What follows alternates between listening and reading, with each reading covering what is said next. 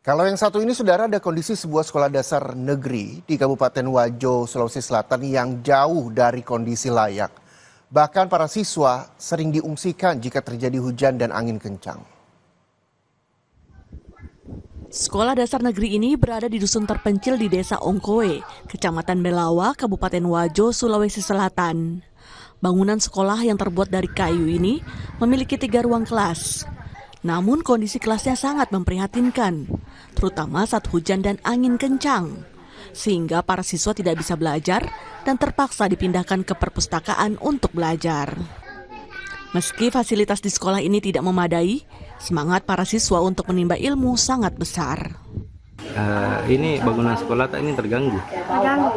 Terganggu apa? Terganggu hujan, angin.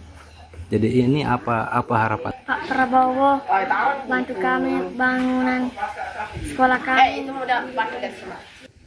Sementara menurut guru di sekolah ini, tidak ada pilihan bagi siswa. Karena jika harus ke sekolah induk, siswa harus menempuh jarak yang sangat jauh dengan kondisi jalan yang rusak dan penuh tanah lumpur. Di sini ada 3 kelas, 1 kantor, tapi kondisi sekelasnya sangat memperhatikan, Pak. Itu kalau kondisi hujan itu Pak bagaimana? Kondisi apabila hujan, semua ruangan dimasuki oleh air sehingga anak-anak tidak bisa belajar. Jadi anak-anak kita pindahkan ke perpustakaan atau ke kantor untuk belajar. Para siswa dan guru berharap pemerintah segera memperbaiki bangunan sekolah agar layak dan nyaman ditempati para siswa saat kegiatan belajar mengajar.